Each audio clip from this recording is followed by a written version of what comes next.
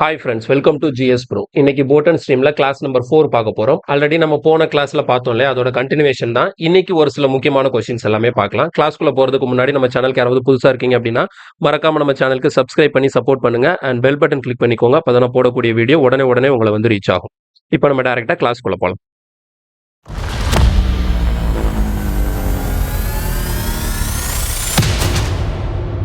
Okay, இன்னைக்கான first question பாருங்க. The speed of a boat in downstream is 150% more than its speed upstream. If the time taken by the boat for going 80 km downstream and 50 km upstream in 8.2 hours, then what is the speed of boat downstream in kilometer per hour அப்படின்னு சொல்லியிருக்காங்க. இப்போ இந்த இடத்துல நமக்கு கேட்கக்கூடிய கேள்வி என்ன அப்படின்னு சொல்லி பார்த்தீங்கன்னா, கண்டுபிடிக்க வேண்டியது speed of boat downstream. அதாவது டவுன் ஸ்ட்ரீம்ல போட்டோட ஸ்பீட் என்ன அப்படின்னு சொல்லி கொஸ்டின் கேட்கறாங்க. அப்ப நம்ம டவுன் ஸ்ட்ரீம் ஸ்பீடு கால்குலேட் பண்ணணும். இதை கால்குலேட் பண்றதுக்கு என்ன கொடுத்துருக்காங்கன்னு பாருங்க. த ஸ்பீட் ஆஃப் போட் டவுன் ஸ்ட்ரீம்ல போகும்போது அந்த போட்டோட ஸ்பீடு எப்படி இருக்கும்னா 150% more then it's speed upstream. அதே இது அப்ஸ்ட்ரீம்ல போடும்போது அப்ப அப்ஸ்ட்ரீம் ஸ்பீடுக்கும் டவுன் ஸ்ட்ரீம் ஸ்பீடுக்கும் ரேஷியோ இதுல இருந்து கண்டுபிடிச்சலாமா? இங்க பாருங்க, டவுன் ஸ்ட்ரீம் ஸ்பீடுக்கும் அப்ஸ்ட்ரீம் ஸ்பீடுக்கும் ரேஷியோ வந்து இதுல கிடைச்சிடும். எப்படி இருக்கு? ஸ்பீடு வந்து டவுன் ஸ்ட்ரீம்ல போகும்போது 150% மோர் தென் அப்ஸ்ட்ரீம் சொல்லியிருக்காங்களா? அப்ப அப்ஸ்ட்ரீம்ல போகும்போது இவங்க பர்சன்டேஜ்ல கொடுத்துருக்கிறதுனால என்ன பண்ணிக்கிறேன், அப்ஸ்ட்ரீம் ஸ்பீடா 100ன்னு வச்சுக்கிறேன். அப்ப டவுன் ஸ்ட்ரீம் எப்படி இருக்கும்? இதுல இருந்து 150% மோரா? இப்போ ஃபார் எக்ஸாம்பிள் பாருங்க, எனக்கு 50% மோர்னு கொடுத்தா இந்த இடத்துல 150 போடுவேன். 20% மோர்னு கொடுத்தா 120 போடுவேன். 70% மோர்னு கொடுத்தா 170 போடுவேன். ஆனா இங்க 150% மோர்னு கொடுத்ததுனால இங்க 100 கூட 150 ஆட் பண்ணி இதுல நீங்க என்னதான் போட்டாகணும், 215 போடணும். இதுல வெறும் 115 போட்டு வச்சிடக்கூடாது. இங்க 50% மோர்னு சொல்லியிருந்தாதான் 100 பிளஸ் 50 150 போடணும். இங்க 150% மோர்னு கொடுத்ததுனால 100 பிளஸ் 150 இந்த இடத்துல நம்ம என்ன போடுறோம், 250 போடுறோம். அப்ப டவுன் ஸ்ட்ரீம் ஸ்பீடுக்கும் அப்ஸ்ட்ரீம் ஸ்பீடுக்கும் ரேஷியோ கால்குலேட் பண்ணும்போது பாருங்க, 0க்கு 0 கேன்சல் ஆயிடும். அடுத்த 5 டேபிள்ல கேன்சல் பண்ணோம்னா இங்க 5 5s are 25, இங்க 2 5s are 10.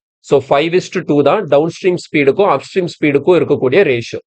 இப்ப அடுத்து என்ன சொல்லியிருக்காங்கன்னா, if the time taken by the boat for going 80 kilometre downstream, 80 kilometre டவுன் ஸ்ட்ரீம்ல கிராஸ் பண்ணணும் அண்ட் 50 கிலோமீட்டர் அப் ஸ்ட்ரீம்ல போகணும். இது ரெண்டுக்கும் சேர்த்து ஆகக்கூடிய டோட்டல் டைம் தான் எவ்வளவுனா 8.2 hours. அப்ப நான் இப்ப டைம் கால்குலேட் பண்ண போறேன். எதுக்குன்னா 80 கிலோமீட்டர் நீங்க டவுன் ஸ்ட்ரீம் கண்டிஷன்ல கவர் பண்றதுக்கு எவ்வளவு நேரம் ஆகும். So time equal to distance by ஸ்பீடா. இங்க டிஸ்டன்ஸ் எவ்வளவு கொடுத்துருக்காங்க, 80 கிலோமீட்டர்.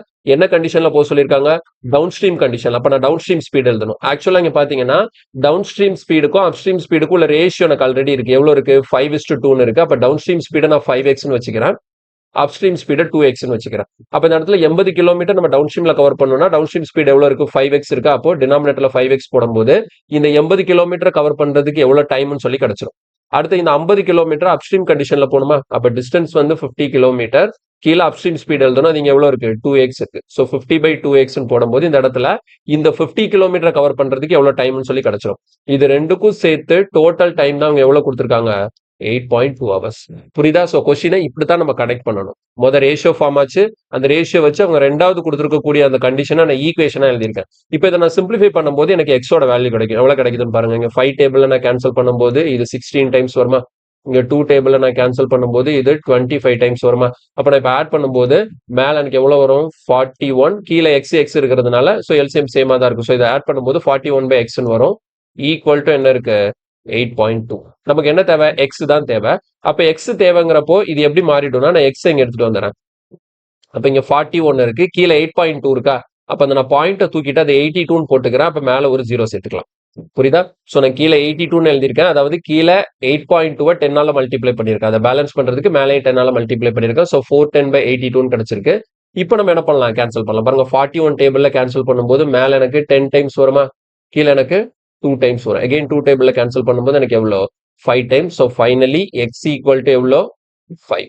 அப்ப எக்ஸ் ஈக்குவல் டு 5 கண்டுபிடிச்சிட்டீங்கன்னா இவங்க என்ன கேட்கறாங்க, what is the speed of the boat downstream. அப்ப டவுன் ஸ்ட்ரீம் ஸ்பீடு வேணும். இங்க டவுன் ஸ்ட்ரீம் ஸ்பீடு நான் என்னன்னு வச்சேன், 5x இருக்க ரேஷியோல எக்ஸோட வேல்யூ எவ்வளோ, 5. அப்போ 5 × 5 எனக்கான ஆன்சர் எவ்வளவா இருக்கும், 25 கிலோமீட்டர் பெர் ஹவர்னு இருக்கும். ஒருவேளை அப்ஸ்ட்ரீம் ஸ்பீடு கேட்டிருந்தாங்கன்னா என்ன பண்ணணும், 2x 10 கிலோமீட்டர் பெர் ஹவர்னு போட்டிருப்போம். இந்த இடத்துல அவங்க கேட்டது ஜஸ்ட் டவுன் ஸ்ட்ரீம் ஸ்பீடு தான். ஸோ கொஸ்டின்கான ஆன்சர் ஆப்ஷன் டி 25. அப்ப எப்பவுமே என்ன கேள்வி கேட்கறாங்க, இந்த இடத்துல ஸ்பீட் ஆஃப் போட் இருக்கிறதுனால போட் ஸ்பீடை கண்டுபிடிச்சலாமா? அப்படி கிடையாது. Speed of boat in still water அப்படின்னு சொல்லி கேட்டாதான் அது போட் ஸ்பீடு. புரியுதா? இங்க speed of boat downstream அப்படின்னு கேட்டதுனால டவுன் ஸ்ட்ரீம் ஸ்பீடு தான் கேட்கறாங்கன்னு அர்த்தம். கிளியரா புரிஞ்சுதா? சிம்பிளான கொஸ்டின் தான். இப்போ இந்த மாதிரி கொஸ்டின் எல்லாம் சால்வ் பண்ணும்போது என்னன்னா, நீங்களா ட்ரை பண்ணுங்க. ஓகேங்களா? கொஸ்டினை ரீட் பண்ணிட்டு உங்களுக்கு அதுல என்ன புரிஞ்சிருக்குங்கிறத நீங்க எழுத ட்ரை பண்ணுங்க. சால்வ் பண்ண ட்ரை பண்ணுங்க. ஒருவேளை உங்களால சால்வ் பண்ண முடியலன்னா, அதுக்கப்புறம் நான் எப்படி சால்வ் பண்ணிருக்கேன்னு சொல்லிட்டு பார்த்துட்டு, அதுல என்ன தப்பு பண்ணிருக்கிறீங்கிறத கரெக்ட் பண்ணீங்கன்னா, சோ இந்த பேட்டர்ன்ல நீங்க ஒவ்வொரு கொஸ்டினே லேர்ன் பண்ணும்போது உங்களால நிறைய விஷயங்கள் வந்து தெரிஞ்சுக்க முடியும். எடுத்த உடனே கொஸ்டினை பார்க்கும்போது நான் சால்வ் பண்றதை நீங்க பார்த்துட்டீங்கன்னா, உங்களோட அதுல ஒர்க்குங்கிறது எதுவுமே இல்லாம போயிடும். அதனால உங்களுக்கு ஒரு சாப்டர்ல வந்து நீங்க ஸ்ட்ராங் ஆகணும் அப்படின்னா ஓனா என்னைக்கு ட்ரை பண்ண கத்துக்கிறீங்களோ அன்னைக்கு தான் உங்களுக்கு இம்ப்ரூவ்மெண்ட் தெரியும். அதர்வைஸ் வந்து அடுத்தவங்க சால்வ் பண்றது இது இப்படி பண்ணிருக்காங்க அதை அப்படி பண்ணிருக்காங்கன்னு சொல்லிட்டு ஒரு இதுலயே போக கூடாது. புரியுதா? சோ நீங்க ஒரு கொஸ்டினை தனியா சோலோவா நீங்க வந்து சால்வ் பண்ண ட்ரை பண்ணா மட்டும்தான் அந்த சாப்டர்ல வந்து உங்களால ஒரு கான்பிடென்ட் லெவலுக்கு வர முடியும். ஓகே, நெக்ஸ்ட் கொஸ்டின் போலாம். கீழே பாருங்க, a person rose upstream a distance of 55 kilometre in 5 hours. புரியுதா? அப்ஸ்ட்ரீம்ல 55 கிலோமீட்டர் கவர் பண்றதுக்கு 5 மணி நேரம் ஆகுது. அப்ப அப்ஸ்ட்ரீம் ஸ்பீடு கண்டுபிடிச்சலாமா? பாருங்க, 55 கிலோமீட்டருங்கிறது டிஸ்டன்ஸ், அதை கவர் பண்றதுக்கு 5 மணி நேரம் டைம். அப்ப டிஸ்டன்ஸும் டைமும் கொடுத்துட்டாங்கன்னா ஸ்பீடு கண்டுபிடிச்சலாம். அப்ஸ்ட்ரீம்ல போறதுனால இங்க கிடைக்கக்கூடியது எனக்கு அப்ஸ்ட்ரீம் ஸ்பீடு தான். அப்ப அப்ஸ்ட்ரீம் ஸ்பீட்ல 55 கிலோமீட்டர் கவர் பண்றதுக்கு 5 hours டிஸ்டன்ஸ் பை டைம். நமக்கு எவ்வளவு கிடைக்குது? அப்ப speed upstream speed 11 kilometre per hour கிடைக்குது. And rows downstream distance of 75 kilometre in 3 hours. அதே டவுன் ஸ்ட்ரீம்ல போறதுக்கு 75 கிலோமீட்டர் கவர் பண்றதுக்கு 3 மணி நேரம் எடுத்துக்கிறாராம். அப்ப டிஸ்டன்ஸ் 75 கிலோமீட்டர், டைம் வந்து 3 hours. நமக்கு கேன்சல் பண்ணோம்னா எவ்வளவு வருது? 25 கிலோமீட்டர் பெர் அவர் கிடைக்குது. இதுதான் டவுன் ஸ்ட்ரீம் ஸ்பீடு. இப்ப கேள்வி என்ன? How much time will he take to travel distance of 96 kilometre in still water. Spelling mistake, என்ன வாட்டர்ஸ்ன்னு இருக்கு, இது ஆக்சுவலி வாட்டர். புரியுதா? என்ன கேள்வி கேட்கறாங்க? 96 கிலோமீட்டரை கவர் பண்றதுக்கு ஸ்டில் வாட்டர்ல கவர் பண்றதுக்கு எவ்வளவு நேரம் ஆகும்னு சொல்லி கொஸ்டின் கேட்கறாங்க. அப்ப இந்த இடத்துல கண்டுபிடிக்க வேண்டியது டைம். எதுக்கான டைம்? 96 கிலோமீட்டரை கவர் பண்றதுக்கு எனக்கு எவ்வளவு டைம் ஆகுங்கிறத கண்டுபிடிக்கும். Time equal to distance 96 kilometre கொடுத்துட்டாங்க. கீழே ஸ்பீடு போடணும்ல, என்ன ஸ்பீடை போடணும்? எதுல கவர் பண்ண சொல்லியிருக்காங்க? ஸ்டில் வாட்டர்ல கவர் பண்ண சொல்லியிருக்காங்கன்னா நான் இப்போ கீழே டினாமினேட்டர்ல என்ன ஸ்பீடை போட்டாகணும்? போட் ஸ்பீடை போட்டாகணும். இதை நான் சால்வ் பண்ண எனக்கு ஆன்சர் கிடைக்கும். ஆனா இதை நான் சால்வ் பண்றதுக்கு எனக்கு இங்க போட் ஸ்பீடு தெரியணும். இந்த போட் ஸ்பீடை கண்டுபிடிக்கிறதுக்கு தான் இங்க மேல 2 டேட்டாவை அவங்க கொடுத்துருக்காங்க. என்ன கொடுத்துருக்காங்க பாருங்க, அப்ஸ்ட்ரீம் ஸ்பீடும் கொடுத்துட்டாங்க, டவுன் ஸ்ட்ரீம் ஸ்பீடும் கொடுத்துட்டாங்களா? அப்ப அப்ஸ்ட்ரீம் ஸ்பீடும் இருக்கு, டவுன் ஸ்ட்ரீம் ஸ்பீடும் இருக்குன்னா போட் ஸ்பீட் எப்படி கண்டுபிடிப்போம்? இது ரெண்டையும் ஆட் பண்ணி 2ஆல டிவைட் பண்ணுவோம். இது ரெண்டையும் ஆட் பண்ணா எனக்கு எவ்வளவு கிடைக்கும்? 36 டிவைடட் பை 2. அப்ப எவ்வளவு வருது? 18 கிலோமீட்டர் பெர் அவர். இதுதான் boat speed in still water. புரியுதா? Boat speed. அப்ப 96 கிலோமீட்டர் நீங்க ஸ்டில் வாட்டர்ல கவர் பண்ணணும்னா 96 டிவைடட் பை என்ன ஸ்பீட்ல போறீங்க? 18 kilometre per hour. So 96 divided by 80. கிளியரா? இதை நம்ம கேன்சல் பண்ணும்போது எவ்வளவு வருதுன்னு பார்க்கலாம். பாருங்க, 6 டேபிள்ல கேன்சல் பண்ணோம்னா 3 6 ஆர் 18. இங்க வந்து நமக்கு 1 6 ஆர் 6, அடுத்து 6 6 ஆர் 36, 16 பை 3 கிடைக்குது. ஸோ அப்போ ஃபிராக்ஷன்ல தான் வரப்போகுது. அடுத்து நம்ம 3ஆல கேன்சல் பண்ணும்போது பாருங்க, 5 3s ஆர் 15. ஸோ 5 1/3 hours ஆகும். கிளியரா? அப்ப நமக்கு ஆப்ஷன் எல்லாம் எப்படி இருக்கு? ஹவர்ஸ் அண்ட் மினிட்ஸ் கலந்து கொடுத்துருக்காங்களா? அப்ப டைம் ஈக்குவல் டு பாருங்க 5 hour. இந்த 1/3 hour இருக்குல்ல, அதை நம்ம மினிட்டா மாத்தும் போது இந்த 1/3 hour மட்டும் மினிட்டா மாத்துறதுக்கு அவர் டு மினிட் கன்வர்ஷனுக்கு 60ஆல மல்டிப்ளை பண்ணும். ஸோ 1/3 இன்டூ 16 போடும்போது நமக்கு என்ன ஆகும்? பாருங்க, 1/3 hour நான் மினிட்டா மாத்த போறேன்னா இன்டூ 60. இப்போ இதை கேன்சல் பண்ணும்போது எனக்கு எவ்வளவு கிடைக்குது? 20 மினிட்ஸ்னு வரும். அப்போ 1/3 ஹவர்ஸ்ங்கிறது 20 மினிட்ஸ்க்கு ஈக்குவல். ஸோ ஆன்சர் வந்து 5 hours 20 minutes. ஸோ கொஸ்டினுக்கான answer option D. Sorry, option D இல்ல, ஆப்ஷன் சி. ஓகேவா? கொஸ்டினுக்கான ஆன்சர் வந்து ஆப்ஷன் சி, 5 hours 20 minutes. கிளியரா புரிஞ்சுதா? ஓகே, அடுத்த கொஸ்டின் போலாமா? Okay, next question பாருங்க. X and Y are 2 points in a river. Point PQ divide the straight line XY into 3 equal parts. The river flows along XY and the time taken by a boat to row from X to Y and from Y to Q are in the ratio 4:5. The ratio of the speed of boat downstream that of the river current is equal to. CGL 2021ல கேட்ட question. ஒரு தரமான ஒரு question தான். எப்படின்னு பாருங்க, easy தான். முதல் ஸ்டேட்மெண்ட்ல என்ன கொடுத்துருக்காங்கன்னா, XY அப்படிங்கிறது ஒரு 2 பாயிண்ட், PQ அப்படிங்கிற அந்த 2 பாயிண்ட் வந்து என்ன பண்ணுன்னா, இந்த XYங்கிற ஸ்ட்ரெயிட் லைனை 3 ஈக்குவல் பார்ட்டா பிரிக்குமா. ஃபர்ஸ்ட் இதை வந்து நம்ம டிரா பண்ணி வச்சுக்கலாம். ஓகேவா? ஃபர்ஸ்ட் ஒரு ஸ்ட்ரெயிட் லைன் இருக்கு, அதை நம்ம XYன்னு எடுத்துப்போம். ஓகேவா? இந்த XY மேல 2 பாயிண்ட் இருக்கு, PQன்னு சொல்லிட்டு. இந்த PQ வந்து என்ன பண்ணுதுன்னா, இந்த XY-ய 3 ஈக்குவல் பார்ட்டா பிரிக்குது. எப்படி பிரிக்குதுங்க பாருங்க, இந்த இடத்துல நான் Pங்கிற பாயிண்ட் மார்க் பண்றேன், இந்த இடத்துல Qங்கிற பாயிண்ட் மார்க் பண்றேன். அப்ப நடுவில் 2 பாயிண்ட் PQ நான் மார்க் பண்ணதுனால இந்த டோட்டல் XY வந்து ஒரு 3 போர்ஷனா பிரியும். XPங்கிறது ஒரு போர்ஷன், PQங்கிறது ஒரு போர்ஷன், QOங்கிறது ஒரு போர்ஷன். இந்த 3 பார்ட்டுமே எப்படி இருக்க போதான்? ஈக்குவலா இருக்க போதும். ஸோ இந்த 3 பார்ட்டுக்கும் அவங்க டிஸ்டன்ஸ் கொடுக்கல. ஸோ இப்போ இது 3மே ஈக்குவல் அப்படிங்கிறதுனால 3யுமே DDன்னு எடுத்துக்கிறேன். புரியுதா? 3ஓட லென்த்தும் எப்படி இருக்கு? DDD இருக்கு அப்படின்னு எடுத்தாச்சு. ஓகே. இப்போ அடுத்து என்ன சொல்றாங்க? the river flows along XY. அப்ப என்ன அர்த்தம்? ரிவரோட டைரக்ஷன், வாட்டரோட டைரக்ஷன் எப்படி இருக்கு? எக்ஸ்ல இருந்து ஒய் பார்க்கதா வாட்டரோட டைரக்ஷன் இருக்கு. புரியுதா? அடுத்து என்ன சொல்றாங்கன்னா the time taken by a boat to row from X to Q. புரியுதா? எக்ஸ்ல இருந்து Qக்கு போறதுக்கு போட் எடுத்துக்கக்கூடிய time and from Y to Q. ஒய்ல இருந்து Qக்கு போறதுக்கு எடுத்துக்கக்கூடிய டைம். இந்த ரெண்டு டைமுக்குமான ரேஷியோ தான் எப்படி இருக்கான்? 4:5ன்னு இருக்கான். புரியுதா? ஸோ நீங்க எக்ஸ்ல இருந்து Qக்கு போறதுக்கு உங்களுக்கு எவ்வளவு நேரம் ஆகும்? அதே மாதிரி ஒருவேளை ஒய்யில இருந்து Qக்கு வரதுக்கு எவ்வளவு நேரம் ஆகும்? இந்த ரெண்டு டைமுக்குள்ள ரேஷியோ தான் எவ்வளவு சொல்லியிருக்காங்க? 4:5ன்னு சொல்லியிருக்காங்க. கேட்கக்கூடிய கேள்வி என்ன அப்படின்னு பாத்தீங்கன்னா the ratio of speed of boat downstream. அப்படின்னா என்னது? டவுன்ஸ்ட்ரீம் ஸ்பீடுக்கும் that of the river current is equal to. அப்ப ரிவர் கரண்ட்னு என்ன அர்த்தம்? அப்ப டவுன்ஸ்ட்ரீம் ஸ்பீடுக்கும் வாட்டர் ஸ்பீடுக்கும் உள்ள ரேஷியோ என்னன்னு சொல்லி கொஸ்டின் கேட்கறாங்க. சரி, சால்வ் பண்ணலாம். ரொம்ப ஈஸி தான். எப்படி பண்றதுன்னு பாருங்க. இங்க எனக்கு கொடுத்துருக்க ரேஷியோ எதுக்கு? எக்ஸ்ல இருந்து Qக்கு போறதுக்கான டைமுக்கும் ஒய்யில இருந்து Qக்கு வரதுக்கான டைமுக்கும் உள்ள ரேஷியோ தான் கொடுத்துருக்காங்க. அப்ப எக்ஸ்ல இருந்து Qக்கு போறதுக்கு எவ்வளவு நேரம் ஆகும்? டைம் ஃபார்முலா என்ன? Distance by speed. ஓகேவா? அப்ப டிஸ்டன்ஸ் பை ஸ்பீடுனா எக்ஸ்ல இருந்து Q வரைக்கும் எவ்வளவு டிஸ்டன்ஸ் இருக்கு? இது ஒரு D, இது ஒரு D. So D plus D 2D. கிளியரா? எக்ஸ்ல இருந்து Qக்கு டிஸ்டன்ஸ் எவ்வளவு இருக்கு? 2D இருக்கு. Okay. Divided by time, time கண்டுபிடிக்கிறதுக்கு டிஸ்டன்ஸ் பை ஸ்பீடு போடணுமா? இப்ப ஸ்பீடுன்னு பார்க்கும்போது பாருங்க, எனக்கு அவங்க போட் ஸ்பீடும் கொடுக்கல, வாட்டர் ஸ்பீடும் கொடுக்கல. ஆனா இப்போ இங்க இருந்து இப்படி போறாங்கன்னு வச்சுக்கோங்களேன், வாட்டரோட டைரக்ஷன் எப்படி இருக்கு? X to Y தான் இருக்கு. அப்ப நீங்க எக்ஸ்ல இருந்து Q டிராவல் பண்றீங்கன்னா என்ன கண்டிஷன்ல வரீங்கன்னு அர்த்தம்? டவுன் ஸ்ட்ரீம் கண்டிஷன்ல வரீங்கன்னு அர்த்தம். அப்ப இந்த இடத்துல டவுன் ஸ்ட்ரீம் ஸ்பீடு எழுதணும். டவுன் ஸ்ட்ரீம் ஸ்பீட்னா என்னது? போட்டு பிளஸ் வாட்டர். உங்களுக்கு போட் ஸ்பீடும் தெரியாது, வாட்டர் ஸ்பீடும் தெரியாது. அதனால போட் ஸ்பீடை நான் Bன்னு வச்சுக்கிறேன், வாட்டர் ஸ்பீடை Wன்னு வச்சுக்கிறேன். சோ இப்படியே இருக்கட்டும். இதுதான் என்னது? எக்ஸ்ல இருந்து Q வரைக்கும் போறதுக்கான டைம் இதுல கிடைக்கும். டிஸ்டன்ஸ் பை ஸ்பீட் எழுதியாச்சு. சோ இதுக்கும் எதுக்கும் ரேஷியோ கொடுத்திருக்காங்க? ஒய்ல இருந்து Q. இப்போ Y to Q போறதுக்கான டைமை கால்குலேட் பண்ண போறோம். அதனால கீழே டினாமினேட்டர் எழுதுறேன். ஏன்னா ரேஷியோ கொடுத்திருக்காங்களா? சோ ரேஷியோ A:B எழுதினாலும் சரிதான், A by Bன்னு எழுதினாலும் சரிதான். அப்ப மேல எக்ஸ்ல இருந்து ஒய் போறதுக்கான டைம் எழுதிட்டேன். கீழே என்ன பண்ண போறேன்? எக்ஸ்ல இருந்து Q போறதுக்கான டைம் எழுதிருக்கேன். இப்ப கீழே என்ன பண்ணிருக்கேன்? ஒய்ல இருந்து Q போறதுக்கான டைம் எழுத போறேன். அப்ப ஒய்ல இருந்து Q போறதுக்கு டைம் கால்குலேட் பண்ணணும்னா ஒய்ல இருந்து Q வரைக்கும் இருக்கக்கூடிய டிஸ்டன்ஸ் எவ்வளவு? D.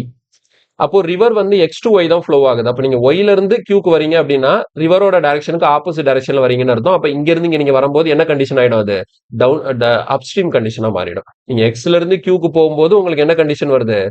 டவுன் ஸ்ட்ரீம் கண்டிஷன் வருது. இதை நீங்க ஒய்ல இருந்து Qக்கு வரும்போது உங்களுக்கு என்ன ஆயிடும்? Upstream condition. ஏன்னா ரிவருக்கு ஆப்போசிட் டைரக்ஷன்ல போறீங்க. அப்ப உங்களுக்கு டிஸ்டன்ஸ் வந்து D இருக்கு. ஸ்பீட் வந்து அப்ஸ்ட்ரீம் ஸ்பீட் எழுதணும். அப்ஸ்ட்ரீம் ஸ்பீட் எப்படி எழுதுவோம்? Boat speed minus water speed. இந்த ரெண்டு டைமுக்குள்ள ரேஷியோ தான் எவ்வளவு இருக்கா? 4:5ன்னு இருக்கு. கிளியரா புரிஞ்சுதா? இந்த ஒரு ஈக்குவேஷனை ஃபார்ம் பண்ணிட்டா வேலை முடிஞ்சது. இதுக்கப்புறம் கடகடை நம்ம சால்வ் பண்ணிடலாம். பாருங்க எப்படி சால்வ் ஆகுதுன்னு சொல்லிட்டு. இதை சிம்பிளிஃபை பண்ணும்போது என்ன ஆகும்னா இந்த டியும் கேன்சல் ஆயிடும். கிளியரா? அது மாதிரி இந்த 2க்கு இந்த 4 கேன்சல் பண்ணா 2 டைம்ஸ் ஆயிடும். சோ இந்த பக்கம் ரீரைட் ஆகும்போது என்ன ஆகும்னா, சோ எனக்கு டினாமினேட்டர்ல இங்க 1/b plus wன்னு இருக்கு, டிவைடட் பை 1/b minus wன்னு இருக்கு. அப்ப b minus w மேல போயிடும், பை b plus w கீழே வந்துடும். ஈக்குவல் டு உங்களுக்கு என்னன்னு இருக்கும்? 2/5ன்னு இருக்கும். இப்போ கிராஸ் மல்டிப்ளை பண்ணும்போது என்ன ஆகும்? 5b minus 5w equal to 2b plus 2w. இப்போ b ஒரு பக்கம் எடுக்கும்போது இந்த 2b இங்க வந்துச்சுன்னா 5b minus 2b என்ன ஆயிடும்? 3b. இந்த minus 5w அங்க போச்சுன்னா அதோட ஆட் ஆயிடும். So 7w. அப்போ எனக்கு ஃபைனலி என்ன கிடைச்சிருச்சு? போட்டுக்கும் வாட்டருக்கும், அதாவது போட் ஸ்பீடுக்கும் வாட்டர் ஸ்பீடுக்கும் உள்ள ரேஷியோ எப்படி வந்துடும்? 7/3, அதாவது 7:3 சொல்லி கிடைச்சிடும். இது வந்து போட் ஸ்பீடுக்கு வாட்டர் ஸ்பீடுக்கு ரேஷியோ கேட்டிருந்தா எனக்கு என்ன வேலை? 7:3. ஓகேவா? அப்ப அவங்க கேட்கறது என்னது? டவுன் ஸ்ட்ரீம் ஸ்பீடுக்கும் வாட்டர் ஸ்பீடுக்கும் கேட்கறாங்க. அப்ப நீங்க எப்படி எழுதணும் பாருங்க. உங்களுக்கு டவுன் ஸ்ட்ரீம் ஸ்பீடுக்கும் வாட்டர் ஸ்பீடுக்கும் ரேஷியோ எழுதும் போது உங்களுக்கு வாட்டருக்கு எவ்வளவு யூனிட் தான் இருக்கு? 3 யூனிட்ஸ் இருக்கு. சோ பிரச்சனை இல்லை, வாட்டருக்கு 3 யூனிட் போட்டுக்கலாம். இப்ப டவுன் ஸ்ட்ரீம்க்கு எவ்வளவு யூனிட்னு எப்படி எழுதணும்னா, இப்ப நார்மலா போட்டு வாட்டர் இருக்கு, போட்டுக்கு 7 இருக்கு, வாட்டருக்கு 3 இருக்கு. ரேஷியோ படி போட்டுக்கு 7 யூனிட் இருக்கு, வாட்டருக்கு 3 யூனிட்ஸ் இருக்கு. அப்ப டவுன் ஸ்ட்ரீம் ஸ்பீடுனா போட் பிளஸ் வாட்டர். புரியுதா? Boat plus water. அப்ப 7 plus 3 எவ்வளோ? 10 தான் எனக்கு டவுன் ஸ்ட்ரீம் ஸ்பீடுக்கான யூனிட்டா இருக்கும். அப்ப ஆன்சர் எவ்வளவு வருது? 10:3. ஸோ கொஸ்டின்கான ஆன்சர் ஆப்ஷன் சி. கொஸ்டின்கான ஆன்சர் வந்து ஆப்ஷன் சி கிடைக்குது. கிளியரா புரியுதா? போட் ஸ்பீடுக்கும் வாட்டர் ஸ்பீடுக்கும் ரேஷியோ கேட்டிருந்தாங்கன்னா 7:3, 7 யூனிட் 3 யூனிட் இருக்கிறதுனால. அவங்க கேட்டிருக்கிறது டவுன் ஸ்ட்ரீம் ஸ்பீடுக்கும் வாட்டர் ஸ்பீடுக்கும் கேட்டிருக்கிறதுனால வாட்டர் ஸ்பீடுக்கு 3 யூனிட் தூக்கி அப்படியே போட்டேன். டவுன் ஸ்ட்ரீம் ஸ்பீடுக்கு போட்டு பிளஸ் வாட்டருங்கிறதுனால 7 + 3 ஆட் பண்ணி 10 போட்டிருக்கிறேன். கிளியரா? ஈஸியான கேள்விதான். புரிஞ்சுக்கோங்க. இந்த ஈக்குவேஷனை எப்படி ஃபார்ம் ஆகுதுன்னு சொல்லிட்டு மட்டும் பாருங்க. எனக்கு டைம் ரேஷியோ கொடுத்ததுனால இந்த 2 டைமே நான் கால்குலேட் பண்ணி போட்டிருக்கேன். எந்த இடத்துல அப்ஸ்ட்ரீம், எந்த இடத்துல டவுன் ஸ்ட்ரீம்ங்கிறது லாஜிக்கா நீங்க தான் திங்க் பண்ணணும். இந்த இடத்துல ரிவரோட டைரக்ஷன் x to yன்னு சொல்லிட்டாங்க. அப்ப நீங்க xல இருந்து qக்கு போகும்போது உங்களுக்கு டவுன் ஸ்ட்ரீம் கண்டிஷன் ரிவர் கூடயே போறீங்க. ஆனா yல இருந்து qக்கு வந்தீங்க அப்படின்னா ரிவருக்கு ஆப்போசிட் டைரக்ஷன்ல வரீங்க. சோ அது அப்ஸ்ட்ரீமாக இருக்கும். தெளிவா புரிஞ்சுதா? அடுத்த கேள்வி போலாம். கீழ பாருங்க. A boat covers a certain distance against the stream in 9 hours 36 minutes and it covers the same distance along the stream in 6 hours. What of the speed of the boat in still water to that of stream? அப்ப இந்த இடத்துல boat ஸ்பீடுக்கும் water ஸ்பீடுக்கும் ratio கேக்குறாங்க. அப்ப boat ஸ்பீடுக்கும் water ஸ்பீடுக்கும் ratio கேக்குறாங்க அப்படின்னா இந்த இடத்துல என்ன கொடுத்திருக்காங்க பாருங்க. A boat covers ஏதோ ஒரு certain distance கவர் பண்றதுக்கு against the stream. அப்ஸ்ட்ரீம்ல போகும்போது அவங்க எடுத்துக்கக்கூடிய டைம் வந்து 9 மணி நேரம் 36 நிமிஷம். அப்ப அதே சேம் டிஸ்டன்ஸ along the streamனா டவுன் ஸ்ட்ரீம்ல வரும்போது உங்களுக்கு 6 மணி நேரம் தான் ஆகுது. அப்ப இந்த இடத்துல டிஸ்டன்ஸ் வந்து கான்ஸ்டன்டா இருக்கு. புரியுதா? இந்த இடத்துல டிஸ்டன்ஸ் வந்து எப்படி இருக்கு? கான்ஸ்டன்டா இருக்கு. ஒரே டிஸ்டன்ஸ அப்ஸ்ட்ரீம்லயும் கவர் பண்றாங்க, டவுன் ஸ்ட்ரீம்லயும் கவர் பண்றாங்க. அதுக்கு ஆகக்கூடிய டைம் கொடுத்துருக்காங்க பாருங்க. அப்ப முதல்ல என்ன சொல்லியிருக்காங்க? ஃபர்ஸ்ட் எகெயின்ஸ்டா, ஃபர்ஸ்ட் அப்ஸ்ட்ரீம்ல போறாங்க, அடுத்தது டவுன் ஸ்ட்ரீம்ல போறாங்க. அப்ப அப்ஸ்ட்ரீம் டவுன் ஸ்ட்ரீம் இது ரெண்டுலயும் போகும்போது ஆகக்கூடிய டைமுக்கு நம்ம ரேஷியோ கண்டுபிடிச்சலாமா? பாருங்க, அப்ஸ்ட்ரீம்ல போகும்போது எவ்வளவு நேரம் ஆகுது? 9 மணி நேரம் 36 நிமிஷம். அப்ப நீங்க டைம்ல எழுதும் போது 9 hours 36 மினிட்ஸா? அப்ப அந்த 36ஐயும் ஹவர்ஸ்ல எழுதணும். ஸோ 9 36/60 வரும். அதை நீங்க டவுன் ஸ்ட்ரீம்ல போகும்போது உங்களுக்கு எவ்வளவு நேரம் ஆகுது? 6 மணி நேரம் ஆகுது. இதுதான் டைம் ரேஷியோ. அப்ஸ்ட்ரீம்ல போகும்போதும் டவுன் ஸ்ட்ரீம்ல போகும்போதும் அவங்க எடுத்துக்கக்கூடிய டைமுக்கான ரேஷியோ. அப்ப டிஸ்டன்ஸ் கான்ஸ்டன்டா இருக்கும்போது டைமும் ஸ்பீடும் ஒண்ணுக்கு ஒன்று இன்வெர்ஸ் ப்ரொபோர்ஷனா இருக்கும்னு சொல்லி படிச்சிருக்கோமா? அப்ப நீங்க டைம் ரேஷியோ கண்டுபிடிச்சீங்கன்னா அதை அப்படியே மாத்தி போடும்போது உங்களுக்கு என்ன வந்துடும்? அப்ஸ்ட்ரீம் அண்ட் டவுன் ஸ்ட்ரீமுக்கான ஸ்பீட் ரேஷியோ கிடைச்சிடும். கிளியரா புரியுதா? அந்த ஸ்பீட் ரேஷியோ கிடைச்சிருச்சுன்னா அதுல இருந்து உங்களால போட் ஸ்பீட் வாட்டர் ஸ்பீடை ஈஸியா கண்டுபிடிச்சிட முடியும். அதுக்கான ரேஷியோவை ஈஸியா கண்டுபிடிச்சிட முடியும். ஃபர்ஸ்ட் இதை சிம்பிளிஃபை பண்ணுவோம். பாருங்க இது எப்படி இருக்கு. இங்க நம்ம கேன்சல் பண்ணும்போது 6 டேபிள்ல கேன்சல் பண்ணோம்னா இல்ல 12 டேபிள்ல கேன்சல் பண்ணோம். அப்ப 3 12s are 36, 5 12s are 60. இப்போ அகைன் நம்ம சிம்பிளிஃபை பண்ணும்போது 9 5s are 45, 45 plus 3 48 divided by 5ன்னு இருக்கும். இந்த இடத்துல எவ்வளவு இருக்கு? 6 இருக்கு. இப்போ அடுத்து சிம்பிளிஃபை பண்ணும்போது 6 டேபிள்ல கேன்சல் பண்ணா இப்படி வந்துருமா? அப்ப இது இன்னும் ஃபைனலா சிம்பிளிஃபை ஆகி என்னன்னு இருக்கும்? 8:5. ஸோ இந்த 8:5 என்ன ரேஷியோ? Time ratio. அப்ஸ்ட்ரீம்ல அண்ட் டவுன் ஸ்ட்ரீம்ல கவர் பண்ணும்போது அவங்க எடுத்துக்கக்கூடிய டைமுக்கான ரேஷியோ தான் 8:5. அப்ப ஸ்பீட் ரேஷியோ என்னவா இருக்கும்? 5:8. புரியுதா? அப்ப அப்ஸ்ட்ரீம் ஸ்பீடுக்கும் டவுன் ஸ்ட்ரீம் ஸ்பீடுக்கும் உள்ள ரேஷியோ தான் என்னது? 5:8. அப்ப அப்ஸ்ட்ரீம் ஸ்பீடு 5 யூனிட்னா டவுன் ஸ்ட்ரீம் ஸ்பீடு எவ்வளோ? 8 யூனிட். நமக்கு என்ன தேவை? போட் ஸ்பீடுக்கும் வாட்டர் ஸ்பீடுக்கும் உள்ள ரேஷியோ. அப்ப போட் ஸ்பீடு வேணும்னா அப்ஸ்ட்ரீம் ஸ்பீடையும் டவுன் ஸ்ட்ரீம் ஸ்பீடையும் ஆட் பண்ணி 2ஆல டிவைட் பண்ணுங்க. ரெண்டு ஆட் பண்ணுங்க. 5 plus 8 எவ்வளோ? 13. ஸோ 13/2 வரும். இதே வாட்டர் ஸ்பீட்னா இது ரெண்டுக்கும் டிஃபரன்ஸ் பார்த்து 2ஆல டிவைட் பண்ணும். அப்ப 8 5 டிஃபரன்ஸ் எவ்வளோ? 3. ஸோ 3/2. இதை சிம்பிளிஃபை பண்ணும்போது என்ன ஆகும்? 2 2 கேன்சல் ஆயிடும். அப்ப என்ன மட்டும் இருக்கு? போட் ஸ்பீட் அண்ட் வாட்டர் ஸ்பீடுக்கான ரேஷியோ 13:3. ஸோ கொஸ்டினுக்கான ஆன்சர் ஆப்ஷன் ஏ. கால்குலேஷன்லாம் பெருசா கிடையவே கிடையாது. Only concept. டிஸ்டன்ஸ் கான்ஸ்டன்டா இருக்கும்போது 2 டைம் கொடுத்துட்டாங்க. Downstream upstream. அப்ப டைம் வச்சு ஸ்பீட் ரேஷியோ கண்டுபிடிக்கிறோம். அதுல இருந்து போட் வாட்டர் ஸ்பீடுக்கு ரேஷியோ கண்டுபிடிக்கிறோம். கிளியரா புரிஞ்சுதா? CGL 2022ல கேட்ட கொஸ்டின். அடுத்த கேள்வி. இதுல பாருங்க, a boat covers a round trip journey between 2 points A and B in a river in T hours. If its speed in still water becomes 2 times, it would take 161 T hours for the same journey. Find the ratio of its speed in still water to speed of river. இது CGL 2021ல கேட்ட question. இது வந்து ஒரு சூப்பரான கொஸ்டின்ங்க. ஆக்சுவலா இந்த question solve பண்றதுக்கு ஒரு முக்கியமான கான்செப்ட் ஒன்று தெரிஞ்சிருக்கணும். அது ஆல்ரெடி நம்ம படிச்சாச்சு. போன கிளாஸ்ல நான் சொல்லி கொடுத்திருந்தேன். அந்த ரவுண்ட் ட்ரிப்னு சொல்றாங்களா, ஒரு இடத்துக்கு போயிட்டு மறுபடியும் கம்ஸ் பேக் வரதுக்கு, அது ஜஸ்ட் ஒரு ரீகால் பண்ணிப்போமா? ஓகேங்களா?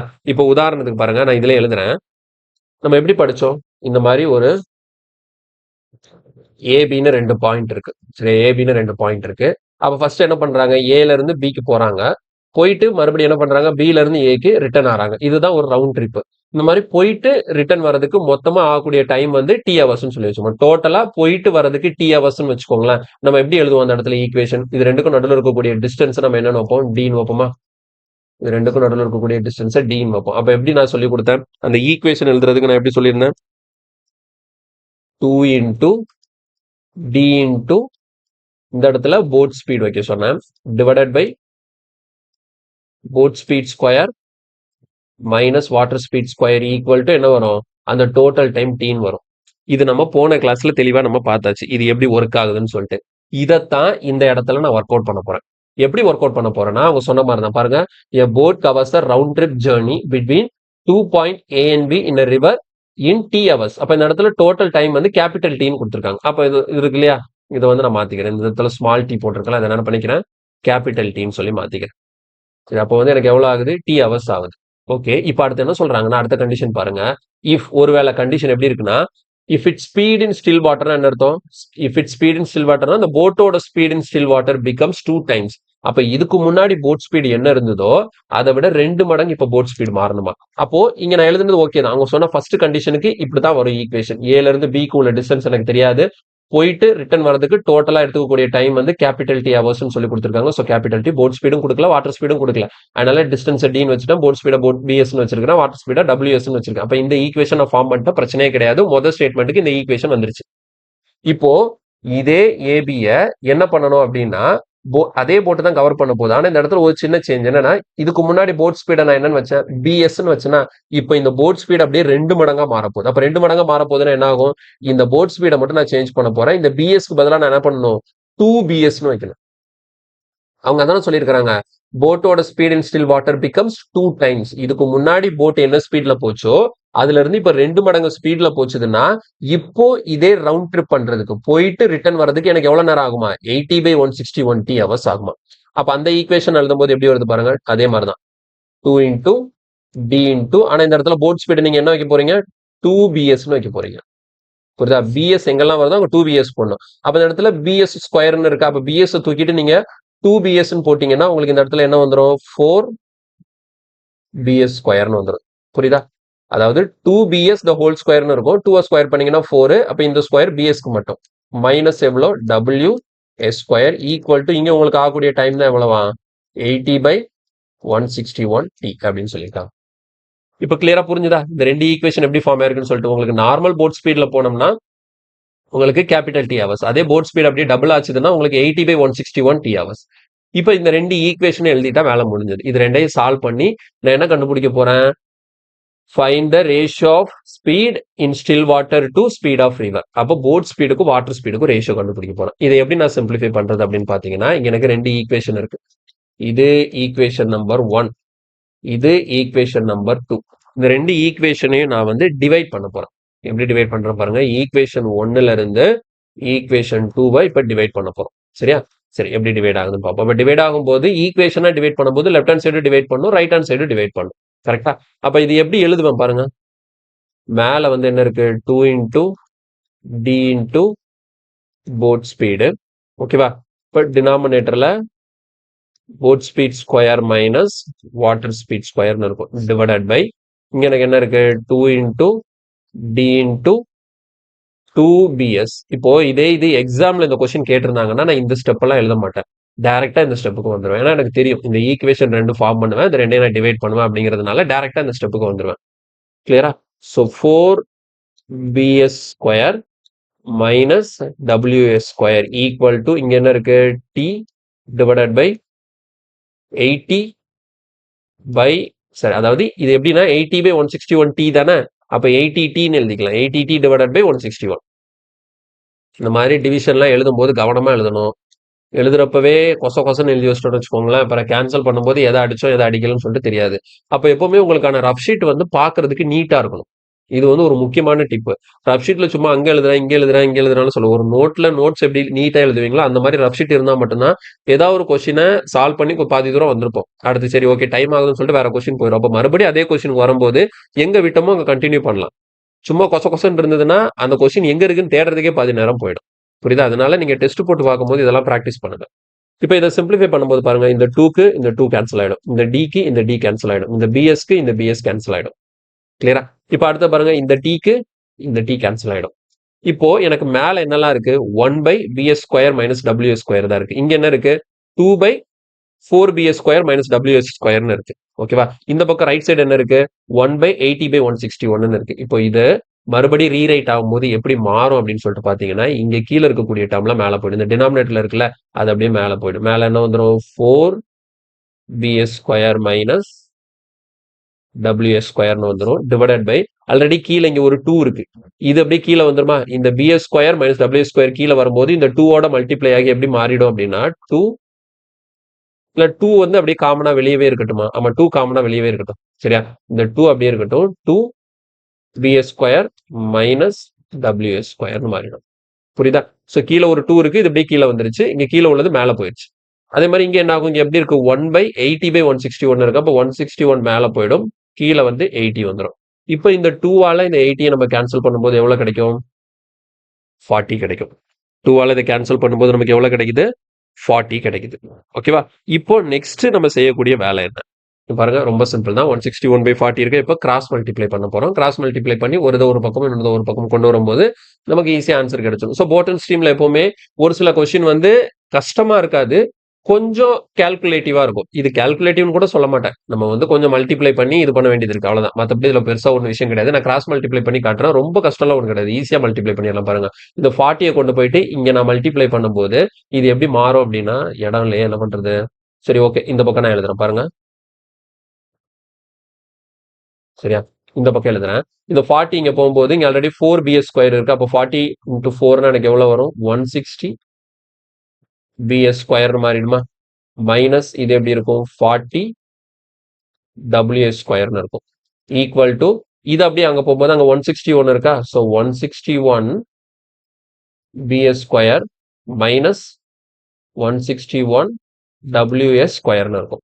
சரி அந்த இடத்துல WS ஸ்கொயர் மறைஞ்சிருக்கு. WS ஸ்கொயர் என்ன? ஓகே இப்போ இந்த இடத்துல அதுக்கப்புறம் என்ன பண்ண போறேன் அப்படின்னா இங்க பாருங்க இந்த 161 WX ஸ்கொயரை நான் லெஃப்ட் சைடு கொண்டு வந்துறேன். இங்க ஆல்ரெடி என்ன இருக்கு எனக்கு? -40 இருக்கு. இந்த -161 இங்க வந்து என்ன ஆயிடும்? +161. அப்போ 161ல இருந்து 40 நான் மைனஸ் பண்ணேன்னா பேலன்ஸ் எனக்கு எவ்வளவு இருக்கும்? 121 WS ஸ்கொயர்னு இருக்கும். அதே மாதிரி இங்க இருக்கக்கூடிய அந்த 160 BS ஸ்கொயர் நான் ரைட் சைடு எடுத்துட்டு போயிட்டேன்னா ரைட் சைடு வந்து எப்படி இருக்கு? 161 BS ஸ்கொயர் இருக்கா? அப்ப இந்த 160 அங்க போயிடுச்சுன்னா 161 160 போச்சுன்னா ஒன்னே ஒன்று தான். அப்ப ரைட் சைடு எனக்கு என்ன மட்டும் இருக்கும்? BS ஸ்கொயர்னு மட்டும் இருக்கும். புரியுதா? இப்ப இதுக்கப்புறம் என்ன ஆகுது அப்படின்னு பாத்தீங்கன்னா WS square divided by BS square equal to என்னன்னு இருக்கும்? 1/121 இருக்கும். 1/121. லாஸ்ட் ஸ்டெப் தான் ரொம்ப ரொம்ப முக்கியம் பாருங்க. அப்ப எனக்கு WSக்கும் BSக்கும் அதாவது போட் ஸ்பீடுக்கும் வாட்டர் ஸ்பீடுக்கும் நான் ரேஷியோ எடுக்கிறேன் அப்படின்னா இங்க ஸ்கொயர் இருக்கா? அப்படியே அந்த பக்கம் போகும்போது என்ன ஆயிடும்? ரூட்டா மாறிடுமா? அப்ப ரூட்டா மாறும்போது 1க்கு ரூட் எடுத்தா 1 தான். 121க்கு ரூட் எடுத்தா 11. அப்ப எனக்கு பாருங்க வாட்டர் ஸ்பீடு 1 போட் ஸ்பீடு 11. அவங்க என்ன கேட்டாங்க? போட் ஸ்பீடுக்கும் வாட்டர் ஸ்பீடுக்கும் ரேஷியோ கேட்டாங்க. அப்ப போட் ஸ்பீடு 11 வாட்டர் ஸ்பீடு 1னா ஆன்சர் எனக்கு எவ்வளவு? 11:1. ஸோ கொஸ்டினுக்கான ஆன்சர் ஆப்ஷன் ஏ 11:1. புரியுதா? கொஸ்டினுக்கான ஆன்சர் வந்து ஆப்ஷன் ஏ 11:1 எனக்கு கிடைக்கும். கிளியரா? சிம்பிளான கொஸ்டின் தான். கன்ஃபியூஸ் ஆக தேவையில்ல. பொறுமையா பண்ணுங்க. இந்த மாதிரி கொஸ்டின்ல வந்து நமக்கு வந்து பொறுமை தான் ரொம்ப ரொம்ப முக்கியம். இதுல அவசரப்பட்டா தப்பு வர்றதுக்கு நிறைய சான்சஸ் இருக்கு. ஆனா ஈஸியான கேள்வி. கான்செப்ட் பாருங்க. நம்ம போன கிளாஸ்ல படிச்ச அந்த ரவுண்ட் ட்ரிப் அந்த கான்செப்ட் எடுத்துட்டு வந்து அப்ளை பண்ணிருக்கிறோம். இதை ஓனா நீங்க ஒருக்க ட்ரை பண்ணி கேன்சல் பண்ணிலாம் பார்த்தாதான் கரெக்டா பண்றோமா இந்த இடத்துல தப்பு விடுறோங்கிறது உங்களுக்கு தெளிவா புரியும். ஓகே நெக்ஸ்ட் கொஸ்டின் போலாம். கீழே பாருங்க a boat take 20 hours for traveling downstream from point A to B and comes back to a midpoint C between A and B. The speed of stream is 5 km per hour and the speed of boat in still water is 10 km per hour. Find the distance between A and B in kilometer. MTS 2023 கேட்ட question. இது ஈஸியான question தான். புரியுதா? என்னன்னா மொத்தம் 20 மணி நேரம் இருக்கு. எதுக்கு 20 மணி நேரம் ஆச்சு அப்படின்னா இங்க பாருங்க. ஃபர்ஸ்ட் ஏபின்னு சொல்லிட்டு 2 பாயிண்ட் இருக்கு. ஏபின்னு 2 பாயிண்ட் இருக்கு. முதல்ல என்ன பண்ணிருக்காங்க? டிராவலிங் டவுன் ஸ்ட்ரீம்ல ஃப்ரம் ஏ டு பி. அப்ப ஏல இருந்து பிக்கு வந்து போயிருக்காங்க. என்ன கண்டிஷன்ல போயிருக்காங்க? டவுன் ஸ்ட்ரீம் கண்டிஷன்ல போயிருக்காங்க. ஓகே போயிட்டு மறுபடியும் comes back to a mid point C between A and B. அப்ப ஏக்கும் பிக்கும் நடுவுல மிட் பாயிண்ட் ஒன்னு இருக்கு. இது ரெண்டுக்கும் சென்டர் பாயிண்ட் தான் என்னது? சி. இப்ப ஏல இருந்து பிக்கு போயிட்டாங்களா? அப்ப பிக்கு போயிட்டு பில இருந்து மறுபடியும் என்ன பண்றாங்க? சிங்கிற இடத்துக்கு வராங்க. இந்த சி எங்க இருக்குன்னா ஏக்கு பிக்கு நடுவுல இருக்கு. ஓகேவா? அப்ப பாருங்க போகும்போது டவுன் ஸ்ட்ரீம்ல போயாச்சு. அப்ப ஆட்டோமேட்டிக்கா ரிட்டர்ன் வராங்க அப்படின்னா என்ன கண்டிஷன் தான்? அப்ஸ்ட்ரீம் தான். இது ஆட்டோமேட்டிக்கா நம்ம எடுத்துக்கணும். கொடுக்கலனாலும் இதை நம்ம வந்து மைண்ட்ல வச்சுக்கணும். சரியா? அப்ப போகும்போது டவுன் ஸ்ட்ரீம். அப்ப கண்டிப்பா கம்ஸ் பேக் ரிட்டர்ன் ஆகும்போது அப்ஸ்ட்ரீம்ல தான் வந்திருப்பாங்க. அப்ப இந்த மாதிரி ஏல இருந்து பிக்கு போயிட்டு மறுபடி பில இருந்து சிக்கு வரதுக்கு மொத்தமான டைம் தான் எவ்வளோ? 20 ஹவர்ஸ்னு சொல்லியிருக்காங்க. சரியா? இப்ப இந்த இடத்துல 20 மணி நேரம்னு சொல்லி கொடுத்தாச்சு. எனக்கு இந்த டிஸ்டன்ஸ தெரியாது. டிஸ்டன்ஸ் தான் கேட்டிருக்காங்க. அப்ப எனக்கு இந்த இடத்துல பாத்தீங்கன்னா சிங்கிறது ஏக்கும் பிக்கும் உள்ள மிட் பாயிண்ட் தானே. அப்ப இந்த இடத்துல டிஸ்டன்ஸ் எப்படி எடுத்துக்கிறேன்? ஏக்கும் சிக்கும் இடையில இருக்கக்கூடிய டிஸ்டன்ஸ் டின்னும் சிக்கும் பிக்கும் இடையில இருக்கக்கூடிய டிஸ்டன்ஸ் டின்னு எடுத்துக்கிறேன். ஏன்னா சிங்கிறது மிட் பாயிண்ட்னா A to C and C to B ரெண்டுமே ஈக்குவலா தான் இருக்கும். அப்ப ரெண்டுமே சேமா தான் எடுக்கணும். இதுவும் டி இதுவும் டி.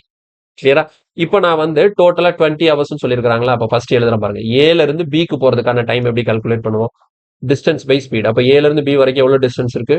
2d பை அப்ப டவுன் ஸ்ட்ரீம் கண்டிஷன்ல போனதுனால டவுன் ஸ்ட்ரீம் ஸ்பீட் எழுதணும். டவுன் ஸ்ட்ரீம் ஸ்பீடுனா போட் ஸ்பீட் எவ்வளவு இருக்கு? 10 இருக்கு. வாட்டர் ஸ்பீட் வந்து 5 ரெண்டுமே கொடுத்துட்டாங்க. அப்ப 10 பிளஸ் 5 15 கிலோமீட்டர் பெர் அவர் ஸ்பீட்ல போயிருப்பாங்க. அடுத்த பில இருந்து சிக்கு அப்ஸ்ட்ரீம் கண்டிஷன்ல வரும்போது அதுக்கு எவ்வளவு நேரம் ஆகும்னு சொல்லி பார்க்கணும். அப்ப பில இருந்து சி டிஸ்டன்ஸ் எவ்வளவு இருக்கு? டி இருக்கு. அப்ப அப்ஸ்ட்ரீம்ல வராங்கன்னா மைனஸ் பண்ணும். 10 மைனஸ் 5 அப்ஸ்ட்ரீம் ஸ்பீட் எவ்வளவு? 5 கிலோமீட்டர் பெர் அவர். இது ரெண்டுக்கும் சேர்த்தான டோட்டல் டைம் தான் எவ்வளோ? 20 ஹவர்ஸ். முடிஞ்சது. இதை சிம்பிளிஃபை பண்ணா எனக்கு டி கிடைச்சிடும். கிளியரா? எப்படி சிம்பிளிஃபை பண்றதுன்னு பாருங்க. இங்க 2d/15 இருக்கு, இங்க d/5 இருக்கு. அப்ப எல்சிஎம் வந்து 15 போட்டுக்கலாமா? இப்ப எல்சிஎம் 15னா இங்க 2d, அப்ப இங்க 15 வரணும்னா 3d வரணுமா? அப்போ 5d. Okay, so 5d equal to 20. 5 table இங்க கேன்சல் பண்ணா 3 times. So D equal to 3 into 20 எவ்வளோ? 60 கிலோமீட்டர். ஸோ 60 கிலோமீட்டர் தான் ஆன்சர். ஆனா இல்ல, அவங்க என்ன கேட்கறாங்க? ஏ டு பி எவ்வளோன்னு சொல்லி கேட்கறாங்க. அப்ப டிங்கிறது என்னது? ஏல இருந்து சி வரைக்கும் ஒரு 60, சில இருந்து பி வரைக்கும் ஒரு 60. ஸோ 60 பிளஸ் 60 டோட்டல் டிஸ்டன்ஸ் எவ்வளோ? அப்ப எனக்கு 120 கிலோமீட்டர். புரியுதா? ஸோ கொஸ்டினுக்கான ஆன்சர் வந்து நமக்கு 120 கிலோமீட்டர் கிடைக்கும். புரிஞ்சுதா? 120 கிலோமீட்டர். ஓகே, அடுத்த கேள்வி. இந்த கொஸ்டின் பாருங்க. CGL 2022ல கேட்ட question. A swimmer swims from point P against the current for 6 minutes. ஓகேவா? And then swims back along the current for the next 6 minutes and reaches at a point Q. If the distance between P and Q is 120 meter, then the speed of current in kilometer per hour. இது வந்து ரொம்ப ரொம்ப முக்கியமான ஒரு question. இதுல வந்து கொஞ்சம் logical thinking வேணும். சரியா? சும்மா ஏல இருந்து போறாரு, திரும்ப பி சரி பிங்கிற பாயிண்ட்ல இருந்து போறாரு, மறுபடியும் கியூக்கு போறாரு. பிக்கும் கியூக்கும் நடுவில் இருக்கக்கூடிய டிஸ்டன்ஸ் வந்து 120 மீட்டர்லாம் சொல்லி கொடுத்துருக்காங்க. இந்த பி எங்க இருக்கு, கியூ எங்க இருக்குங்கிறத கரெக்டா லொகேட் பண்ணணும். அது கூட நீங்க என்ன பண்ண போறீங்கன்னா இந்த ஸ்பீடெல்லாம் கம்பேர் பண்ணி தான் இந்த கொஸ்டினை சால்வ் பண்ண போறீங்க. அதனால கவனமா பாருங்க இது எப்படி பண்றதுன்னு சொல்லிட்டு. ஒரு ஸ்விம்மர் வந்து என்ன பண்றாரு? பிங்கிற பாயிண்ட்ல இருந்து எகெயின்ஸ்ட் த கரண்ட்னா என்னது? அப்ஸ்ட்ரீம். ஓகேங்களா? அப்ஸ்ட்ரீம்ல ஒரு 6 நிமிஷம் ஸ்விம் பண்ணி போறாரு. சரி, ஓகே. இங்க பாருங்க, இந்த இடத்துல ஃபர்ஸ்ட் இங்க வந்து நான் பிங்கிற பாயிண்ட் எடுத்துக்கேன். சரியா? பிங்கிற பாயிண்ட்ல இருந்து என்ன பண்றாரு? எகெயின்ஸ்ட் த கரண்ட் போறாரா? எகெயின்ஸ்ட் த கரண்ட்னா இங்க வரைக்கும் வந்திருக்காருன்னு வைப்போம். அப்ப இந்த பாயிண்ட் நம்ம என்னன்னு வச்சுப்போம்? இது வந்து ஏதாவது எக்ஸ்ன்னு ஒரு பாயிண்ட் வச்சுப்போம். ஸோ பில இருந்து எக்ஸுங்கிற ஒரு பாயிண்ட்டுக்கு போயிருக்கிறாரு. எவ்வளவு நேரம் டிராவல் பண்ணி போனாரு? இங்க இருந்து இங்க போறதுக்கு அவருக்கு எவ்வளவு நேரம் ஆயிருக்கு? 6 மினிட்ஸ் ஆயிருக்கு. என்ன கண்டிஷன்ல போயிருக்கிறாரு? அப்ஸ்ட்ரீம் கண்டிஷன்ல போயிருக்கிறாரு. புரியுதா? அப்ஸ்ட்ரீம்ல என்னது? ரிவருக்கு ஆப்போசிட் டைரக்ஷன்ல போயிருக்கிறார். ஓகேவா? 6 நிமிஷம் டிராவல் பண்ணி இங்க வந்திருக்கிறாரு எக்ஸ்ங்கிற பாயிண்ட்டுக்கு. ஓகே, இப்போ அதுக்கப்புறம் என்ன பண்றாரு? Then swims back along the current. மறுபடியும் ரிட்டர்ன் போறாரு. எங்க இருந்து அவர் கிளம்பினாரோ அதே பாயிண்ட்டுக்கு ரிட்டர்ன் திரும்ப போறாரு. அப்ப ரிட்டர்ன் போறாருன்னா இங்க இருந்து ரிட்டர்ன் போகும்போது அவர் என்ன ஆயிடுதும்? அலாங் த கரண்ட்னு அவங்களே சொல்லிட்டாங்க. அப்போ ரிட்டர்ன் போகும்போது டவுன் ஸ்ட்ரீம். ஓகேவா? எவ்வளவு நேரம் ஸ்விம் பண்றாரு? அங்கே 6 நிமிஷம் ஸ்விம் பண்றாரு. பாருங்க, பில இருந்து எக்ஸுக்கு வர்றதுக்கு அப்ஸ்ட்ரீம்ல வந்தாரு 6 நிமிஷம் ஸ்விம் பண்ணி. இப்ப மறுபடியும் எக்ஸ்ல இருந்து டவுன் ஸ்ட்ரீம் கண்டிஷன்ல 6 நிமிஷம் ஸ்விம் பண்ணி பாயிண்ட் கியூவை வந்து ரீச் பண்றாராம். அப்ப இந்த பாயிண்ட் கியூ எங்க இருக்கும்? இந்த பாயிண்ட் கியூ எங்க இருக்கும்? இந்த பிக்கும் எக்ஸுக்கும் நடுவில் இருக்குமா? இல்லைன்னா பிங்கிற பாயிண்ட்ல தான் கியூ இருக்குமா? இல்லைன்னா பிக்கு வெளியே போகுமா? அப்படிங்கிறத நீங்க லாஜிக்கா யோசிக்கணும். சரியா? இப்போ இதுல ஒரு விஷயம் நீங்க தெளிவா பார்க்கணும். அவர் அப்ஸ்ட்ரீம்லயும் 6 நிமிஷம் தான் டிராவல் பண்ணிருக்கிறாரு, டவுன் ஸ்ட்ரீம்லயும் 6 நிமிஷம் தான் டிராவல் பண்ணிருக்கிறாரு. புரியுதா? அப்போ எனக்கு பில இருந்து எக்ஸ் போறதுக்கு அவர் 6 நிமிஷம் டிராவல் பண்ணிருக்கிறாரு அப்ஸ்ட்ரீம் கண்டிஷன்ல. அப்போ ரிட்டர்ன் எக்ஸ்ல இருந்து அவர் ரிட்டர்ன் ஆகும்போது அதே 6 நிமிஷம் தான். ஆனா டவுன் ஸ்ட்ரீம் கண்டிஷன்ல டிராவல் பண்றாருல. அப்ப அப்ஸ்ட்ரீம்ல ஸ்பீடு ஜாஸ்தியா இருக்குமா? டவுன் ஸ்ட்ரீம்ல ஸ்பீடு ஜாஸ்தியா இருக்குமா? கண்டிப்பாக டவுன் ஸ்ட்ரீம்ல தான் ஸ்பீடு ஜாஸ்தியா இருக்கும். அப்போ அவரு போகும்போது விட பில இருந்து எக்ஸுக்கு போகும்போது அவர் போன ஸ்பீடை விட எக்ஸ்ல இருந்து ரிட்டர்ன் ஆகும்போது அவர் இன்னும் அதிகமான ஸ்பீட்ல வருவாரு. அப்ப ஸ்பீடு அதிகமா வரும்போது அதே 6 நிமிஷம் டிராவல் பண்ணியிருந்தாலும் அவர் இந்த பில இருந்து எக்ஸ் கவர் பண்றதுக்கு ஒரு டிஸ்டன்ஸ் கவர் பண்ணிருப்பாருல, இதை தாண்டி எக்ஸ்ட்ரா கொஞ்சம் டிஸ்டன்ஸை கவர் பண்ணி அவர் எங்க வந்துருவாரு? இந்த பக்கம் வந்துருவாரு. புரியுதா? சோ கியூங்கிற பாயிண்ட் எங்க இருக்கும்? இந்த இடத்துக்கு வந்துடும். தெளிவா புரியுதா? அப்ப எக்ஸ்ல இருந்து அவர் எங்க வராரு? கியூங்கிற பாயிண்ட்டுக்கு டிராவல் பண்ணி வராரு. சோ இதுதான் கியூங்கிற பாயிண்ட். அப்ப கியூங்கிற பாயிண்ட் பிக்கு இந்த பக்கம் இருக்கு. ஏன்னா இங்கேயும் அவர் எவ்வளவு நேரம் தான் டிராவல் பண்ணிருக்காரு, 6 மினிட்ஸ் தான் டிராவல் பண்ணிருக்காரு. ஆனா என்ன கண்டிஷன்ல வராரு, டவுன் ஸ்ட்ரீம் கண்டிஷன்ல வராரு. அப்ப அப்ஸ்ட்ரீம் ஸ்பீடை விட டவுன் ஸ்ட்ரீம் ஸ்பீடு ஜாஸ்தியா இருக்கிறதுனால அப்ஸ்ட்ரீம்ல அவர் 6 நிமிஷத்துல எவ்வளவு தூரம் கவர் பண்ணாரோ அதை விட அதிகமான தூரத்தை இங்க 6 நிமிஷத்துல அவரால் கவர் பண்ண முடியும், வேகமா வர்றதுனால. புரியுது? ஏன்னா இங்க டைம் கான்ஸ்டன்ட். உங்களுக்கு வந்து டைம் கான்ஸ்டன்டா இருக்கும்போது இதெல்லாம் நம்ம டைம் அண்ட் டிஸ்டன்ஸ்ல தெளிவா சொல்லி கொடுத்தாச்சு. டைம் கான்ஸ்டன்டா இருக்கும்போது உங்களுக்கு ஸ்பீடும் டிஸ்டன்ஸும் ஒண்ணுக்கு ஒன்று இன்வர்ஸ் ப்ரொபோர்ஷன், சாரி டைரக்ட் ப்ரொபோர்ஷனா இருக்கும். டைம் கான்ஸ்டன்டா இருந்தா ஸ்பீடு டிஸ்டன்ஸ் ஒண்ணுக்கு ஒன்று டைரக்ட் ப்ரொபோர்ஷன். அதாவது ஸ்பீடு இன்க்ரீஸ் ஆச்சுதுன்னா டிஸ்டன்ஸ் என்ன ஆகும், இன்க்ரீஸ் ஆகும். ஸ்பீடு டிக்ரீஸ் ஆச்சுதுன்னா டிஸ்டன்ஸும் டிக்ரீஸ் ஆகும். அப்ப பாருங்க, போகும்போது 6 நிமிஷம் அப்ஸ்ட்ரீம்ல போறாரு, ரிட்டர்ன் வரும்போது அதே 6 நிமிஷம் தான், டைம் கான்ஸ்டன்டா இருக்கு. ஆனா ஸ்பீடு இன்க்ரீஸ் ஆகுது. அப்ஸ்ட்ரீம் ஸ்பீடை விட டவுன் ஸ்ட்ரீம் ஸ்பீடு அதிகமா தான் இருக்கும். அப்ப ஸ்பீடு இன்க்ரீஸ் ஆனா அவர் கவர் பண்ண டிஸ்டன்ஸும் ஜாஸ்தி ஆகும். அப்ப அவர் இந்த பிங்கிற பாயிண்டையும் தாண்டி அதிகமான டிஸ்டன்ஸை கவர் பண்ணிருப்பாரு. அப்ப கியூங்கிற பாயிண்ட் இங்க இருந்து தள்ளி இந்த பக்கம் இருக்கு. புரியுதா? ஓகே, இதுதான் என்னது கியூங்கிற பாயிண்ட். சரியா? இப்போ அவங்க வேற என்ன கொடுத்துருக்காங்க, இப்போ கியூங்கிற பாயிண்டோட லொகேஷனை கண்டுபிடிச்சிட்டேன். இது பிஐயும் தாண்டி இந்த பக்கம் தான் இந்த கியூங்கிற பாயிண்ட் இருக்கு. இவங்க வந்து டிஸ்டன்ஸ் பிட்வீன் பி கியூ வந்து 120 மீட்டர்னு சொல்லியிருக்காங்க. அப்ப பி கியூக்கும் நடுவில் இருக்கக்கூடிய இந்த டிஸ்டன்ஸ் தான் எவ்வளோ, 120 மீட்டர்னு சொல்லியிருக்காங்க. இப்போ உங்க கேட்கக்கூடிய கேள்வி என்ன, the speed of current, water speed என்னன்னு சொல்லி கொஸ்டின் கேட்குறாங்க. ஓகே, நெக்ஸ்ட் பாருங்க. இப்போ இந்த கொஸ்டின் எப்படி அப்ரோச் பண்ண போறோம் அப்படின்னா தெளிவா கவனிச்சுக்கோங்க. எனக்கு இங்க கியூல இருந்து எக்ஸ் வரைக்கும் இருக்கக்கூடிய டிஸ்டன்ஸ், ஓகேவா? இந்த கியூ எக்ஸ் இருக்கு இல்லையா, கியூல இருந்து எக்ஸ் வரைக்கும் இருக்கக்கூடிய டிஸ்டன்ஸ்ல இருந்து இந்த பில இருந்து எக்ஸ் வரைக்கும் இருக்கக்கூடிய டிஸ்டன்ஸை மைனஸ் பண்ணிட்டேன் அப்படின்னா எனக்கு எவ்வளவு கிடைக்குது, 120 மீட்டர் கிடைக்குது. கரெக்டா? QX இந்த டோட்டல் டிஸ்டன்ஸ் மைனஸ் இந்த PX ஈக்குவல் டு தான் எவ்வளோ, இந்த 120 மீட்டர். இந்த டோட்டல் டிஸ்டன்ஸ்ல இருந்து PX மைனஸ் பண்ணும்போது இந்த 120 மீட்டர் எனக்கு கிடைக்கும். ஸோ இந்த ஈக்குவேஷனை தான் எடுத்து நான் சால்வ் பண்ண போறேன். புரியுதா? இந்த ஈக்குவேஷன் இப்போ நான் ஃபர்ஸ்ட் வந்து QX, இந்த கியூல இருந்து எக்ஸ் வரைக்கும் இருக்கக்கூடிய டிஸ்டன்ஸ் கால்குலேட் பண்ண போறோம். அப்ப கியூல இருந்து எக்ஸ் வரைக்கும் இருக்கக்கூடிய டிஸ்டன்ஸ் கால்குலேட் பண்ணோம்னா distance equal to speed into time. என்ன ஸ்பீட்ல போயிருக்காங்க, டவுன் ஸ்ட்ரீம் ஸ்பீட்ல போயிருக்காங்க. எவ்வளவு நேரம், 6 மினிட். அப்ப ஸ்பீடுக்கு பதிலாக நீங்க டவுன் ஸ்ட்ரீம் ஸ்பீட் எழுதணும். டவுன் ஸ்ட்ரீம் ஸ்பீட்னா எப்படி எழுதுவீங்க, போட்டு பிளஸ் வாட்டர். இதுதா போட்டு பிளஸ் வாட்டர் இன்டூ டைம் எவ்வளோ, 6 மினிட்டா. அப்போ மினிட்ல இருக்கிறதுனால ஹவர்ஸ்க்கு மாத்திக்கலாம், 6/60. இப்போ இதுல உங்களுக்கு என்ன கிடைச்சிருச்சு, QX ஓட டிஸ்டன்ஸ் கிடைச்சிருச்சு மைனஸ். இப்போ PX ஓட டிஸ்டன்ஸ் கண்டுபிடிக்கணும். PX ஓட டிஸ்டன்ஸ் எப்படி கண்டுபிடிக்கணும், இங்கே 6 நிமிஷம் தான். என்ன ஸ்பீட்ல போயிருக்காங்க, அப்ஸ்ட்ரீம் ஸ்பீட்ல. அப்போ அப்ஸ்ட்ரீம் ஸ்பீட்னா boat minus water into time எவ்வளோ, 6 மினிட். ஸோ அது ஹவர்ல எழுதுறதுக்காக 6/60 ஈக்குவல் டு. அப்போ ஒரு விஷயம் இங்க கால்குலேட் பண்ணி பாருங்க. உங்களுக்கு நான் டைம் ஃபுல்லா ஹவர்ல எழுதியிருக்கேன். புரியுதா? டைம் ஃபுல்லா ஹவர்ல எழுத போறேன். அப்போ ஸ்பீடு வந்து கிலோமீட்டர் பெர் ஹவர்ல இருக்குன்னு நீங்க நினைச்சுக்கோங்க. உங்க கேட்டிருக்க வந்து கிலோமீட்டர் பெர் ஹவர்ல தான் ஸ்பீடு கேட்டிருக்காங்க, டைம் ஹவர்ல எழுதிருக்கேன். அப்போ உங்களுக்கான இந்த டிஃபரன்ஸ் டிஸ்டன்ஸ் இருக்குல்ல, இந்த 120 மீட்டர், இது நீங்க எதுல எழுதணும், கிலோமீட்டர்ல எழுதணும். இந்த இடத்துல யூனிட் ரொம்ப முக்கியம். இங்க 120 மீட்டர் தான், ஆனா இங்க எல்லாமே இங்க போட் ஸ்பீடும் சரி வாட்டர் ஸ்பீடும் சரி அவங்க கேட்டிருக்கிறது கிலோமீட்டர் பெர் ஹவர். அதனால தான் நான் டைமா ஹவர்ஸ்ல எழுதியிருக்கேன். அப்போ உங்களுக்கு இந்த டிஃபரன்ஸ் டிஸ்டன்ஸ் 120 மீட்டர்னு இருக்குல்ல, அதை நீங்க கிலோமீட்டர்ல எழுதிக்கணும். அப்போ மீட்டர் டு கிலோமீட்டர் எப்படி பண்ணலாம் பாருங்க, 120 அதை 1000ஆல டிவைட் பண்ணும்போது இது என்னவா மாறிடும், கிலோமீட்டரா மாறிடும். ஏன்னா 1000 மீட்டர் தான் ஒரு கிலோமீட்டர் அப்படிங்கிறதுனால 120 நீங்க 1000ஆல டிவைட் பண்ணும்போது 120 டிவைடட் பை 1000 போட்டா இது ஆட்டோமேட்டிக்கா உங்களுக்கு கிலோமீட்டரா கன்வெர்ட் ஆயிடும். ஓகே, நெக்ஸ்ட் ஸ்டெப்ல என்ன பண்ண போறோம்னா இங்க இருந்து 6/60 காமனா வெளியே எடுத்துக்க போறோம். பாருங்க, 6/60 காமனா வெளியே எடுத்துட்டோம் அப்படின்னா இங்க பிராக்கெட் குள்ள என்ன இருக்கும், B பிளஸ் W. அடுத்த மைனஸ் பிராக்கெட் குள்ள B மைனஸ் W இருக்கும். மைனஸ் உள்ள போகும்போது மைனஸ் B பிளஸ் டபிள்யூன்னு மாறிடும்.